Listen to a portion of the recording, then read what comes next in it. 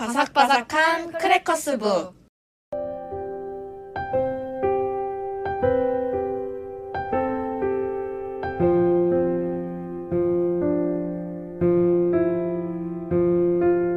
안녕하세요. 안녕하세요. 안녕하세요. 저희가 오수영 작가님과 이제 2부로 돌아왔습니다. 네. 혹시 지금까지 방송 함께 하신 느낌이 어떠신가요? 정말로 즐거웠고요. 아, 네. 말씀해 주신 것처럼 자존감을 북돋을 수 있는 그런 방송이었어요. 네, 떠나기 전에 2부에서 또 열심히 올려드리는 걸로 네. 하죠. 저희가 노력하겠습니다. 네. 그러면 이제 2부에 맞춰서 주제 한 번만 더 읽어주실 수 있을까요? 네, 2부 주제는 비행기에서 읽고 싶은 책입니다. 네, 아무래도 이제 저희 둘도 여행을 좋아하고 작가님도 이런 환경을 많이 접하셨을 것 같아서 뭐 비행을 가게 된다면 어떤 책을 읽게 될까라는 이제 의문에서 시작을 했습니다. 혹시 책 읽는 분들 많이 보시는 편일까요? 네, 비행기에서 책 읽으시는 분이 되게 많아요. 특히나 뭐 비행기를 제외하고 다른 데서는 요즘에는 사실 잘 볼 수가 없었는데 네. 유난히 비행기에서는 많이 읽으시더라고요. 갇혀 있으니까 그런 걸까요?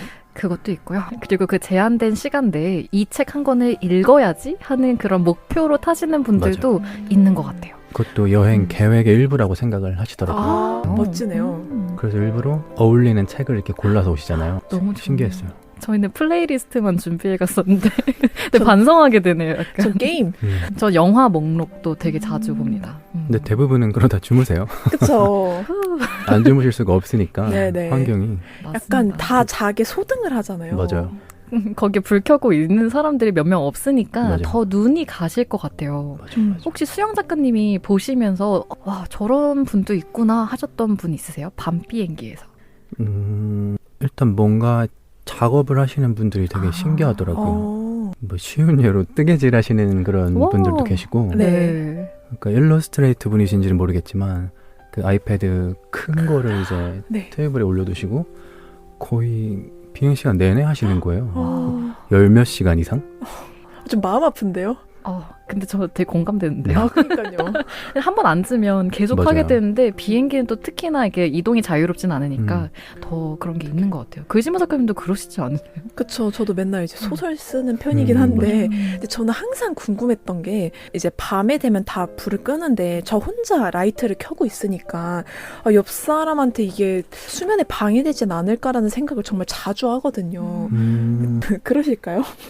정말 사람마다 다른 것 같아요. 어떤 분들은 전혀 신경 안 쓰시는데 네네. 어떤 분들은 굉장히 예민해서 저희한테 말씀하셔서 뭐 좀 이렇게 해주시면 좋겠다. 좋게 말씀하시면 좋고요. 네. 조심하는 걸로. 네. 조심하는 근데 거. 안돼 이런 거를 많이 쓰시잖아요. 네. 근데 그게 사실 불편하니까요. 그쵸. 좀 조심스럽죠. 불 혼자 켜두고 있는 게. 그래도 전혀 문제는 없는 거니까 그거는 이제 어쩔 수 없는 거잖아요. 그쵸. 그리고 옆 사람이 누가 걸리느냐 그쵸. 그게 제일 중요해요. 맞습니다. 맞아요. 그래서 저는 그거 아세요? 이렇게 USB에 꽂으면은 거기만 조그맣게 불이 들어오는 등이 있어요. 그래서 그거 사용하면은 위에서 안 비치니까 그래도 조금 덜 신경을 쓰시지 않을까 하는 그래서 마음으로. 되게 좋은 게 전자책이 되게 좋아요. 네네. 그러면 눈도 안 아프잖아요. 요즘에 네. 그 조명이. 맞아요. 그래서 저도 항상 갖고 다녀요. 전자책 생각해보겠습니다. 저희 약간 도전 더 누가 많이 세우나. 그러니까요. 그쵸. 뭔가 책 소개하는 코너인데 뭘 더 해보겠다 이런 그러니까요. 목표가 생기네요. 네. 이제 그만 빠지고. 네. 네, 책 소개로 넘어가 볼까요? 네, 두 분 사이에 되게 핑크색과 흰색의 하나의 책이 있는데 네. 제가 비행기 탈 때 이륙과 착륙 시에 좀 긴장을 되게 많이 하는 타입이어가지고 다른 사람보다 비행 시간을 좀 더 길게 느끼는 편이라서 뭔가 여행을 갈 때 조금 더 공부를 하고 가면 어떨까? 아니면 좀 더 알아보고 가면 보이지 않을까? 그런 생각을 좀 많이 했던 것 같아요. 다른 나라의 미술을 저희가 접하게 되면은 처음에 되게 감동이라는 포인트가 딱 떠오르잖아요. 네. 근데 두 번째는 제가 생각했을 땐 아는 만큼만 보였다라는 생각이 되게 많이 들었어요. 네. 그래서 실제로 가이드분들이 소개해 주시는 이야기 들으면 너무 새로워서 내가 이렇게 많이 부족하구나라는 생각을 이제 많이 했어가지고 교수님들의 정말 최애 추천 책을 제가 이제 미루고 미뤄서 안 읽었던 교수님 그 책을 픽인가요? 네, 교수님의 정말 여러 번의 픽이 있었습니다. 현실문화 출판사에서 출간된 메리앤 스타니스 제프스키가 짓고 박이손 님이 옮기신 이것은 미술이 아니다라는 책입니다. 사실 제목만 보면 약간 좀 접근성이 좀 떨어진다고 생각을 되게 많이 하시더라고요. 근데 네. 생각보다 괜찮습니다. 그래서 글을 옮기면서 목차에 나와 있는 대로 이 책의 원제는 믿는 것이 보는 것이다가 원래 원제예요. 영어로는. 네. 그래서 우리가 사물을 보는 시각은 오히려 우리가 무엇을 알고 있나 혹은 믿고 있나에 깊은 영향을 받고 있다는 표현을 제목에 담겨 있는데요. 실제로 르네상스 이전에는 청각이 제일 중요한 감각이었거든요. 그때는 시각이 중요하지 않았어요. 생각보다. 근데 활판 인쇄 그리고 원근법이 이제 개발이 되고 만원경 이런 것들이 개발이 되면서 16세기부터 시각이 점차 중요해졌었거든요. 그래서 그때 이후로 막 사진, 영화, 텔레비전 막 이런 게 나오면서 그때부터 문자 이후에 시각의 시대가 좀 도래가 되었던 그런 시기여서 그 이야기가 들어 있습니다. 아, 네. 교수님의 설명같이 잘 그죠? 듣고 있습니다. 혹시나 지금 틀릴까봐 조금 교수님한테 혼날까봐 좀 걱정이 돼요. 그래서 이 치각예술이 저희가 좀 자연스럽게 관습적인 태도로 좀 바라보게 되잖아요. 근데 다양한 생각으로 눕힐 수 있는 그런 책이기도 했고 역자의 말과 책을 읽는 방법이 소개된 페이지를 지나면은 비로소 첫 번째 미술이란 무엇인가에 대한 목차가 나오거든요. 네. 그래서 1쪽의 저자가 미술이 무엇인가를 질문하면서 그것이 구체적인 역사를 가졌으면서 특정한 시대에 속하는 것으로 본다면 우리는 문화뿐만 아니라 우리 자신에 대해서도 많은 것을 알 수 있을 것이다 라는 소개를 좀 전하고 있습니다. 그 미술 작품 아세요? E.T.에서 손가락을 맞닿는 장면 아시죠? 네. 그 장면의 원제가 되었던 네, 천지창조 맞습니다. 바로 아시는데요. 그래서 미켈란젤로의 아담과 창조라는 손가락이 이렇게 맞닿고 있는 그 작품 아시죠? 네네. 저자의 시선을 따라가면요, 그 작품은 미술이 아닙니다. 그리고 베르사유의 궁전도 그리고 이집트의 피라미드도 미술이 아니에요. 다빈치의 모나리자도 미술이 아닙니다. 저희가 좀 일반적으로 생각하는 거랑 좀 다르죠. 네. 하지만 모나리자의 본 그림을 똑같이 그렸는데 거기에 이게 코수염을 그린 작품이 있어요. 네. 마르셀 듀샹이라는 작가의 LHOOQ라는 작품이거든요. 그 작품은 미술입니다. 그리고 5명의 여인을 그린 파블로 피카소의 아비뇽의 처녀들이라는 네. 작품, 그 작품도 미술이고요. 네. 소변기에 글자만 적어둔 마르셀 드샹의 샘이라는 작품도 보셨던 적이 있으실 네. 텐데 네. 그 작품도 미술입니다. 약간 감이 올랑말랑 좀 하시죠? 28페이지의 문장을 읽어드리면요. 미술은 근대 지난 200년간이죠. 그동안 발명품이라고 해요. 그래서 근대 이전에 사람들이 생산한 뛰어난 건물들과 물품들은 우리의 문화에 의해서 차용되어서 미술로 변형이 되었다라고 이야기를 하고 있습니다. 조금 어렵죠?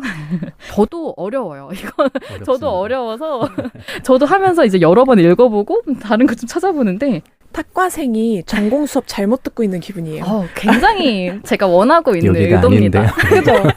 강의실 잘못 들어온 기분인데. 그죠. 그래서 미술가가 미술 작품을 창조한다고 해도 그 자체로서는 아무런 소용이 없다고 얘기를 하거든요.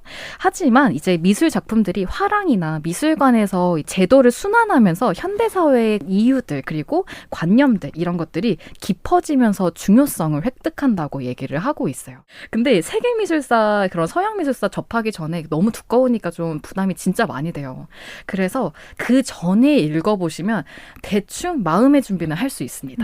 그래서 그때 읽어보시면 너무 좋을 만한 책이라서 개인적으로 비행기에서 이 책을 읽고 계시는 청취자분들을 좀 만났으면 좋겠다라는 큰 부담과 바람으로 가지고 왔던 책이기도 합니다. 어마어마하죠? 두 분 다 말을 잃으셨는데. 처음으로 방송 끝나고 코멘트를 못했던 순간이네요. 네. 근데 비행기에서도 네. 그 가는 노선마다 읽으시는 책이 되게 다른 것 같더라고요. 아, 네.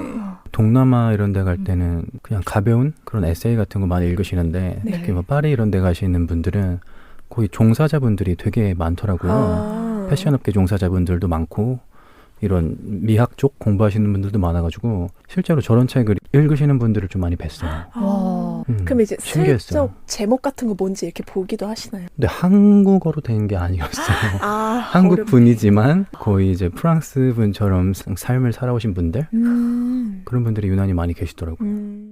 예전에는 이런 미술 관련 책들 그래도 좋아하는 편이었는데 20대 때는 네.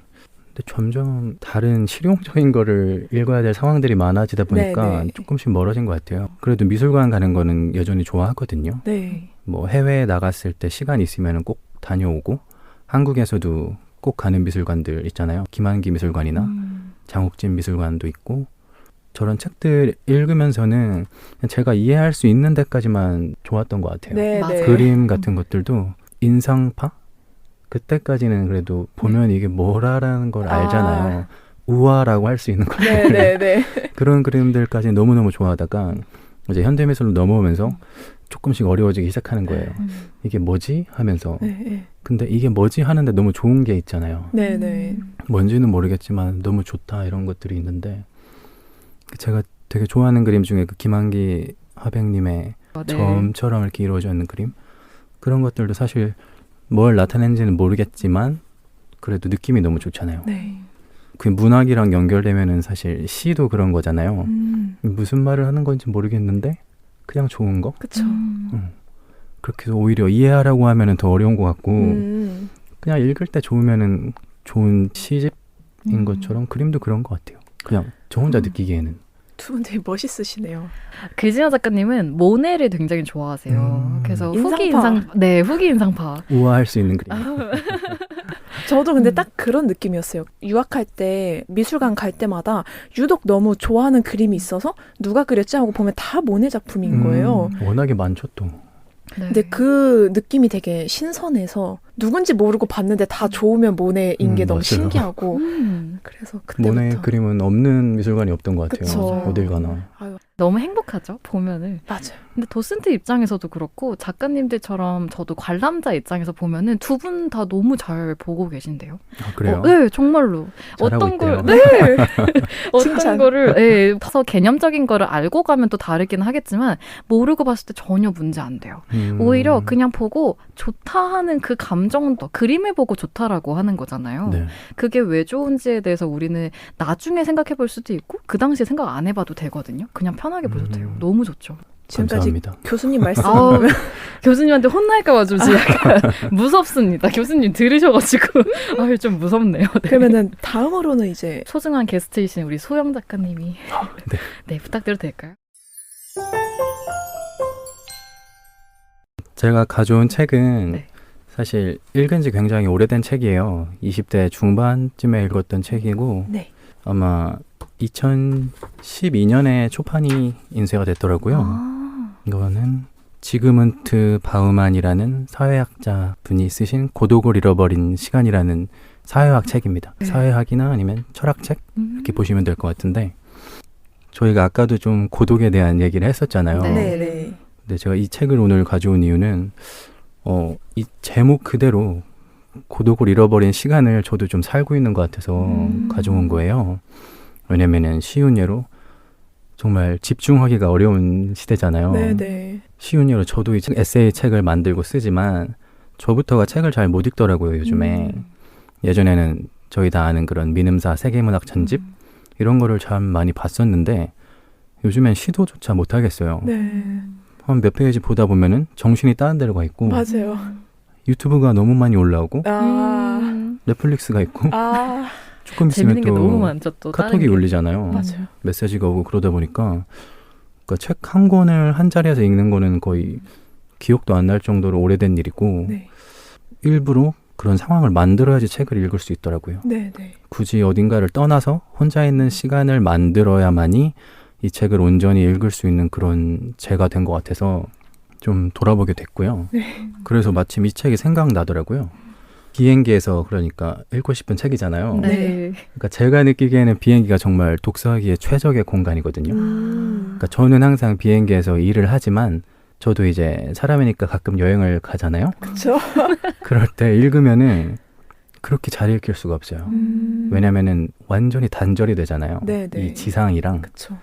그러다 보니까 이제 저를 괴롭힐 사람도 없고 방해할 사람도 없으니까 핸드폰은 당연히 꺼져 있고 네. 그 기내라는 공간이 또 너무 조용하다 보니까 또 환경이 이상해질다 싶으면은 승무원들이 다 알아서 맞춰주잖아요. 아, 네. 그러다 보니까 열 몇 시간 이렇게 비행을 가다 보면은 충분히 한 권 정도는 쉽게 읽히더라고요. 네, 네. 그래서 저도 사실 사람이라면 누구나 그렇겠지만 여행을 요즘에 많이 간절히 원하잖아요. 네. 저도 이제 여행을 다시 가게 된다면은 다시 한번 이 책을 거기서 읽어보고 싶은데 그러니까 저는 이 책이 제가 가장 영향을 많이 받은 책 중에 하나예요. 네. 그 감수성이 그래도 깊었던 시절에 읽었던 건데 잠시 이 작가분에 대해 설명을 드리자면은 사회학자로 유명하신데 이렇게 생애 동안에 30여 권의 저서를 내셨어요. 네. 안타깝게도 2017년에 92세로 타계를 하셨지만 이 책이 그분이 80몇 살 때 내신 거거든요. 그러니까 아무리 노화가 진행돼도 끝까지 글쓰기를 멈추지 않고 계속 쓰신 분이에요. 그러니까 폴란드의 학자분이신데 그런 홀로코스트 같은 것들 간접적으로 이렇게 관찰을 하시면서 그런 것들에 대한 소감도 많이 책으로 내신 걸로 저는 알고 있거든요. 잘못된 정보일 수도 있지만 네. 제가 알기로는 그렇게 알고 있어요. 그러니까 어려운 책이지만 그래도 읽기에는 그렇게 어렵지가 않아요. 왜냐면은 이 책을 쓰실 당시가 이 작가분이 보시기에 이 시대가 갑자기 변하는 그 기점이 있었잖아요. 스마트폰이 보급되기 시작하고 네. 그런 시절에 또 그 변화하는 기점에서는 상당히 많은 그런 반항이 있을 거고 거부감이 느낄 수 있잖아요. 네. 네. 갑자기 아날로그 시대가 디지털 시대로 바뀌면서 그거에 대해서 이 작가분께서 사회 전반적인 면들에 대한 그런 변화에 대해서 쓴 것들이에요. 예를 들면 뭐 쇼핑이라든지 네. 뭐 신용카드를 쓰게 되면서 변화하는 삶에 대해서 아니면은 스마트폰이 보급되면서 우리가 잃어버리는 것들에 대해서 네. 그렇게 쓴 것들을 그러니까 40 몇 편의 편지식으로 조금 전문적으로 쓰신 건데요. 근데 저는 이 챕터 중에 하나예요. 사실 제목이기도 한데 네. 고독을 잃어버린 시간이라는 게 그때 제가 살던 20대 시절에도 저도 그런 거를 사실 느끼면서 살았거든요. 너무 편리해지고 간편해지긴 하는데 네. 이런 것까지 이 정도로 편리해져야 될까라는 생각을 했던 시절이었어요. 근데 그 이후로 10년이 더 지났지만 지금은 그거보다 훨씬 많이 사회가 변했잖아요. 네. 훨씬 더 편리해졌고 근데 분명히 그 와중에 잃어버리는 게 많을 거란 말이죠. 네. 네. 거의 고독을 잃어버린 시간이라는 챕터의 마지막 문장이에요. 결국 외로움으로부터 멀리 도망쳐 나가는 바로 그 길 위에서 당신은 고독을 누릴 수 있는 기회를 놓쳐버린다. 놓친 그 고독은 바로 사람들로 하여금 생각을 집중하게 해서 신중하게 하고 반성하게 하며 창조할 수 있게 하고 더 나아가 최종적으로는 인간끼리의 의사소통에 의미와 기반을 마련할 수 있는 숭고한 조건이기도 하다. 하지만 그럼에도 당신이 그러한 고독의 맛을 결코 음미해 본 적이 없다면 그때 당신은 당신이 무엇을 박탈당했고 무엇을 놓쳤으며 무엇을 잃었는지조차 알 수 없을 것이다. 이렇게 해서 끝나는 챕터거든요. 근데 사실 저부터가 아까 말씀드렸다시피 책을 잘 못 읽고 있어서 저 같은 경우에는 예전에는 파주 출판단지를 되게 많이 갔어요. 네. 거기를 가야 또 책이 읽히더라고요. 그래서 거기 게스트하우스에서 며칠 묵으면서 책만 내리 읽었던 정도 있는데 근데 요즘에는 사실 그런 생각조차 잘 안 하게 된다는 게 좀 씁쓸한 변화긴 한데요. 참 생각을 많이 하게 하는 책입니다. 제가 어려워가지고 네. 설명을 제대로 못 드렸지만 아유, 아닙니다. 지금 읽으시면은 너무 지난 시대의 책이라고 생각하실 수는 있는데 지금이랑 겹치는 부분이 대부분일 거예요. 지금도 계속 변하고 있잖아요. 맞아요. 너무 고도의 기술이 발달한 시대니까 무서울 정도로. 네. 저희가 점점 할 게 없어지는데 네. 그만큼 또 사생활도 침해를 받잖아요. 그래서 여기 책에서 또 하시는 말씀이 저희는 정말 사생활을 그렇게 주장을 하면서도 네. 저희 스스로 사생활을 공개하는 시대라고. 아, 그쵸. 일례로 SNS 같은 경우도 그런 거잖아요. 네. 그렇죠. 어떤 거리를 둬야만이 저도 사생활을 공개를 할 수 있는 건데 네. 그거는 정말 사람들이 어느 정도는 다들 좋아하잖아요. 관심을 받고 있다는 거니까. 근데 그걸 넘어오면서 어떤 댓글을 좀 자기 마음에 들지 않게 단다거나 네. 하면은 그때는 또 다르게 말을 하죠. 나의 사생활인데 왜 침범을 하느냐고 그렇게 말하는 게 참 흥미롭기도 하더라고요. 네. 저부터가 그러고 있으니까요. 근데 모두가 좀 그렇지 않을까요? 그죠. 네. 저도 그랬던 것 같아요. 네. 네. 그리고 막 책이 어렵다고 말씀을 해주셨지만 저는 그 마지막에 읽어준 그 문장으로 약간 책에 대한 이해도가 좀 높아진 것 같기도 하고 되게 흥미 있는 문장이라.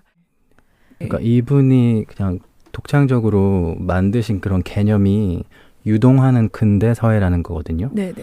리퀴드 소사이어티. 그러니까 액체처럼 모든 게 모호하고 계속 흘러간다는 거죠. 왜 지내간 시절에는 굉장히 고체 같은 사회였잖아요. 변하는 거 없이. 이렇게 태어나서 대부분은 그렇게 살다가 떠나시는데 갑자기 세상이 막 변하는 시기에 있다 보니까 이 작가분께서는 그런 거를 조금 더 예민하게 받아들이시고 이런 책들을 굉장히 많이 쓰셨어요. 그 개념으로. 유동하는 근대라는 거를 많이 쓰셨는데 그 중에 하나가 또 그 사생활 보호라는 개념인 것 같아요. 네네. 시대가 넘어가는 중간에 서 계신 분이라서 네. 이전과 그 이후의 시간을 너무 재밌게 잘 담아내신 것 같아요. 근데 맞아요. 얘기해 주시는 게 약간 어려울 수도 있고 그리고 읽으면 안 어렵다고 얘기하셨는데 되게 재밌는 개념들이라 읽으면 너무 재밌게 네. 읽지 않을까 싶습니다. 그냥 저희가 살아가는 현상들을 누군가 되게 똑똑하신 분이 아, 와 네. 정말 제대로 읽어주셨다 하는 건데 그냥 전반적인 시대 읽기라고 봐주시면 될 것 같아요. 네. 또 여기 말씀하셨던 게 예전에는 그 유명한 말이 있었잖아요. 데카르트가 한 말이 나는 생각한다, 고로 나는 존재한다. 네. 이 말이 있었는데 요즘에는 나는 보여진다, 고로 나는 존재한다. 이렇게 사회가 흘러가는 거죠. 네. 그렇게 말씀을 하셨는데요. 그런 걸 굉장히 많이 겪고 있잖아요. 네네. 예를 들자면은 누군가의 축하해 줄 일이 있어서 결혼식에 갔다 왔거나 아니면 애도할 일이 있어서 그런 장례식에 갔다 왔는데 인증을 하지 않았다고 해서 사진을 올리지 않았다고 해서 이 사람은 거기 없었던 사람이 되는 거예요. 그러면 이제 그 유명인에 대해서 막 안 좋은 말들을 하고 그렇게 친했으면서 어떻게 그럴 수가 있느냐 아, 네네네. 이런 사회가 되고 있는 걸 느끼고 이미 그런 사회가 되었죠. 네. 네. 한편으로는 참 씁쓸한 현상이긴 한데 네. 이제는 SNS를 빼놓고는 저희 사회를 말할 수가 없는 시대가 되었잖아요. 네. 참 난감한 것 같아요. 어느 정도를 해야 할지 모르겠고 네. 안 할 수도 없고 그래서 작가님들도 SNS 만들었다 지웠다 했다 안 했다 하시는 분들도 되게 많으신 것 같아요. 맞아요. 네. 작업에 집중할 때는 좀 안 하시다가 맞아요. 뭐 나중에는 좀 많이 올리시기도 하고. 근데 그곳이 없으면 또 저를 알릴 공간이 없잖아요. 맞아요. 양날의 검이죠. 그렇죠. 저는 너무 읽어보고 싶은 책입니다. 네. 고독이라는 거에 대해서 우리가 한 번씩 고민하거나 생각해보거나 하는 시간이 점점 네. 줄어들고 있다 보니까 한 번쯤은 정말 어디 한 군데에 박혀서 책만 읽고 싶다 할 때 또 가져가 보고 맞아요. 싶은 책이기도 하고. 네. 정말 그래서- 추천드립니다. 네, 아, 비행기 안에서 추천을. 맞아요. 생각하기 좋은 장소에서 읽으면 되게 좋을 것 같아요. 네, 네, 너무 네. 좋죠. 돌아볼 시간이 없으니까요. 요즘에 네. 저희가 맞아요. 정말 어. 추천드립니다. 감사합니다. 너무 좋은 책 추천 감사드립니다. 두 교수님의 이야기를 듣고 제가 준비한 책을 이제 소개를 해드려 봐야겠죠. 네. 네, 저는 이제 엠프티 폴더스 서점에서 펴내고 박지용 작가님이 쓰신 문학철이라는 책을 가져왔습니다. 이게 사실 2권으로 되어 있긴 한데 제가 알기로는 텀블벅에서 먼저 공개가 됐는데 하나가 이제 시편, 하나가 소설편인데 저는 아무래도 소설보다는 시에 좀 더 궁금증이 커서 저는 이제 박지용 작가님의 편을 구입하게 됐고요. 네네. 이게 2권으로 구성이 되어 있다고 말씀을 드렸잖아요. 이게 뭐랄까 안내서? 시 쓰는 안내서라고 볼 수 있는 게 한 권은 이제 한 달 동안 시를 공부할 수 있는 안내책과 같은 가이드고요. 네. 그거에 따라서 빈 페이지를 쓰면서 나만의 시를 지을 수 있는 쓰기책이 같이 들어있거든요. 약간 워크북 형태네요. 그쵸. 그래서 아마 이미 소설 작가로 이미 시를 많이 쓰신 분들을 좀 섭외를 해서 사장님께서 이런 책을 기획을 한 다음에 내신 것 같더라고요. 네네. 그래서 읽어보면은 안내책에 총 4단계가 나와요. 이제 시를 쓰는 방법을 알려주시는 건데 첫 번째는 일단 시를 읽어보자. 그래서 나의 취향이 뭔지를 알아야지 이제 시도 좋은 거를 쓸 수 있는데 그래서 시집 고르는 기준은 별거 없다. 그냥 좋아하는 시가 좋은 시다라고 이제 말씀을 해주셔서 수업 시간에 많이 하는 얘기 중에 네. 하나라서 그냥 소설이 어떤 소설이 좋은 거냐 어떤 게 잘 쓰냐 이렇게 수강생분들이 여쭤보시면 그냥 내가 좋아하는 소설이 좋은 소설이다라는 저도 얘기를 많이 했었거든요. 그래서 조금 공감되는 부분 중에 하나였고 또 2번째는 글감을 찾고 조리 있게 표현하자 라고 말씀을 하시는데 인상적이었던 부분 중에 하나는 다들 막 영감을 어디서 받냐 이런 질문 가끔 받으시잖아요. 네, 그때 네. 저는 뭐 일상에서 받는다 뭐 이런 식으로 대답을 하는 편인데 이제 작가님께서는 영감을 얻기 위해서도 노력을 해야 된다고 말씀을 하시더라고요. 그래서 뭔가 영감을 받기 위해서 노력도 해야 되고 근데 그 영감을 받았을 때 내가 이거를 글로 끌고 나갈 힘이 없다면 그게 뒷받침되지 못하니까 그때를 위해서라도 지금 글 쓰는 연습을 해야 된다라는 말이 또 약간 인상적이었고요. 또 세 번째로는 이제 내가 갖고 있던 기억을 이제 끄집어내서 그거를 조금 표현하는 그런 방법이 또 나와 있고 그 네 번째에서는 시를 먼저 써본 사람으로서 약간 이렇게 썼을 때 나는 좋았다 혹은 이런 시적 자세를 가졌을 때 좋더라라는 얘기를 담고 있는 정말 약간 알찬 실용서 같은 느낌도 들고 그래서 덕분에 어제 책 준비를 하면서 여기 쓰는 부분에 내가 좋아하는 시가 뭐가 있는지 이제 제목 쓰고 좋아하는 이유랑 거기에서 이제 문구 같은 걸 뽑는 파트가 있는데 그래서 오랜만에 책장에서 내가 좋아하는 시집이 뭐가 있지 하면서 둘러보는 시간도 가질 수 있고 그래서 아, 내가 좋아하는 시들은 이런 느낌이구나를 깨달을 수 있어서 되게 즐거웠답니다. 그래서 제가 이 책을 추천하게 된 이유는 사실 저는 책을 좋아하지만 한 자리에서는 오래 못 읽는 편이에요. 아까 고독이 좀 부족한 편이죠. 그런데 그래서 저는 좀 책을 여러 권 가져가는데 이 책을 좀 스타트로 끊고서 좀 시에 대한 생각도 해보고 조금 끄적여 보다가 다른 책으로 넘어가기 너무 좋을 것 같아서 저는 이 책을 추천을 해봤습니다. 거의 저번 달에 나온 책이더라고요. 네네네. 저는 시를 굉장히 어려워하는 타입이었거든요. 네. 오히려 약간 함축적인 문장들을 보면은 괜찮은데 시를 봤을 때는 이 속에 담긴 거를 뭔가 읽어내야 될 것 같은 강박이 없지 않아 있었어가지고 시를 굉장히 어렵게 느껴졌었는데 그지마 작가님이 시를 이렇게 조금씩 소개해주시고 시집을 소개해주시면서 저처럼 약간 시 입문자들한테 굉장히 좋을 책일 것 같아요. 한번 네네. 도전해볼 것 같기도 하고. 네네. 저희가 아무래도 매번 쓰던 장르만 쓰다 보니까 네. 맞아요. 이런 식의 뭐 워크숍 느낌으로 이렇게 새로운 리프레시를 하면 좋지 않을까 그런 생각을 좀 해봤습니다. 저도 좀 네. 시에 대한 환상을 항상 갖고 있는데요. 네. 어릴 때도 시집 되게 많이 읽었거든요. 네네. 그 문학가지상서에서 나오는 시신설 있잖아요. 네네. 그거랑 요즘에는 또 문학동네나 아침달이나 또 최근에는 시집이 되게 예쁘게 나오잖아요. 네. 그래서 막 읽지는 않더라도 꼭 사게 되는 시집들이 있는데 맞아요. 아까 말씀하신 것처럼 저도 되게 어려워해요. 시를. 그만큼 또 시인들을 되게 동경하기도 하고요. 그쵸. 이거는 연습한다고 될 수 있는 그게 아니더라고요. 그래서 시인은 그냥 태어난다고 그렇게들 말씀을 많이 하시잖아요. 네네. 그만큼 감수성이 정말 뛰어나신 분들이고 그 허수경 시인님이 말씀하신 것처럼 시인들은 다 이렇게 심장을 몇 개쯤 더 많이 갖고 살아가는 사람들이라고 그러니까 그만큼 더 가장 먼저 느끼기 시작해서 네네. 가장 마지막까지 느끼는 사람들이 시인이라고 말씀을 하셨더라고요. 네네. 그래서 저도 그 말에 정말 공감을 하고 시를 쓰고 싶었던 시절도 있었지만 네. 깔끔하게 포기를 하고 아. 네. 근데 또 군더더기를 줄이다 보면은 약간 그 세계를 알 것 같은 느낌도 좀 들 때가 있어요. 저는 최종 목표가 좀 시적인 산문을 쓰는 거거든요. 네. 그게 될 때까지 아마 쓰지 않을까 와. 싶어요. 한 10년 뒤에 다시 한번 모시는 아주 걸로. 오랜 세월 지나. 너무 좋네요. 근데 워크북 하면서 해보면 도전을 많은 분들이 해보실 수도 있지 않을까 맞아요. 싶기는 해요. 네. 자신의 이야기를 시로 담을 수도 있으니까요. 그쵸. 그래서 이게 소설편도 있으니까 궁금하신 분들은 그거를 구매하셔도 괜찮을 것 같습니다. 네. 와, 저희 세 명 다 되게 독특한 책들을 많이 가지고 왔네요. 각자에게 맞는 책을 잘 갖고 온 것 같아서 이 시간이 너무 재밌었습니다. 네. 저는 사실 네. 이 책 소개하는 코너가 있잖아요. 네네. 어느 정도 정해주시는 건 줄 알았어요. 아니요, 이런 주제의 책이라든지 아니면은 이런 네. 소재로 된 책 중에 네. 하나 추천하고 싶은 것들을 하나 가져오면 되는 건 줄 알았는데 네. 정말 제가 추천하고 싶은 걸로 그쵸.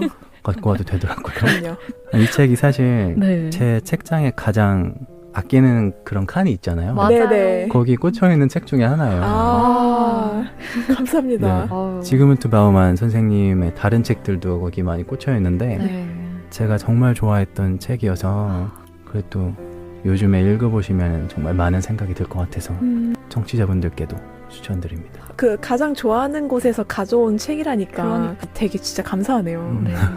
그때 제가 좋아하던 책 아, 지금도 좋아하지만요. 지금도 좋아하지만 네. 작가님의 책장에 네. 오래 꽂혀 있었던 네. 오늘도 되게 약간 주제에 각자의 이야기가 잘 담겨 있는 것 같아서 굉장히 즐겁게 녹음했던 것 같습니다. 네. 네. 어느 날 이제 비행기 탔을 때 이 셋 중에 하나를 읽고 계신 분을 만난다면 너무 즐겁지 않을까 그런 생각을 네.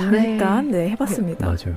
혼자 뿌듯하면서 지나가는 그쵸. 걸로. 괜히 말 걸고 싶지 네. 않을까요? 아, 식사를 하나 더 드리도록 하겠습니다. 아, 읽어야겠다. 가능하다면. 아유, 감사합니다. 너무 좋습니다. 정말 오랜만에 이런 자리에 나오게 된 거라서 나오는 것 자체만으로도 되게 재미있을 거라고 생각을 했고요.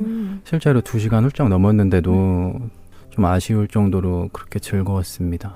저희도 아쉽습니다. 너무 영광이다. 다음에 한번 네, 한 번 더. 저야 너무 감사하죠. 이 말, 네. 그리고 또 여기 왔을 때랑 나갈 때랑 좀 다를 거라고 말씀하셨잖아요. 네. 그 말씀을 들으니까 또 책 한 권이 생각이 나는데 어, 네네. 네. 아마 좋아하시는 그 이동진 평론가님 네. 영화는 2번 시작된다라는 책이 있잖아요. 네. 벽돌책 엄청나게 두꺼운데 그 제목 뜻이 아마 생각은 정확히는 안 나지만 네. 영화를 보고 나왔을 때랑 아니면 영화가 끝나고 났을 때 영화는 2번 시작된다는 게 극장을 나왔을 때 이제 자기 삶에서 영화가 다시 시작된다는 말이잖아요. 네. 그러니까 그 말처럼 너무 안 어울리는 비유일 수도 있겠지만 항상 뭔가 말을 많이 한 날은 그 이후에 조금 더 달라지는 것 같아요. 삶이 조금씩이라도. 네네. 그래가지고 저는 참 오래오래 기억할 것 같습니다. 감사합니다. 그리고 아마 제가 아직 아무 곳에서도 말씀을 못 드렸는데 네. 작은 신간이 나와요. 네. 메모집 형식으로 네. 그 제 책 중에 순간을 잡아주는 방법도 그 메모들을 엮은 책인데 그것보다는 조금 더 산문처럼 엮은 책인데요. 조금 슬픈 책이에요. 네. 제목이 긴 작별 인사이고 네. 죽음과 상실에 관한 이야기인데요. 이게 저의 사적인 그런 경험들을 겪으면서 네. 죽음과 상실 이후의 삶의 변화에 대해서 조금 담담하게 기록한 책이거든요. 네네. 그래서 사실 좀 저한테는 슬픈 책이기도 한데 아마 읽어주시는 분들에게는 그냥 죽음이라는 것과 누구에게나 찾아오는 그 죽음이라는 것과 상실이라는 것에 대해서 미리 한 번쯤은 생각해보게 될 수 있는 책이 아닐까 싶기도 하고요. 이제 사실 인쇄가 내일이나 모레 들어갈 건데요. 네. 굉장히 요즘에 설 연휴도 끼고 해서 네.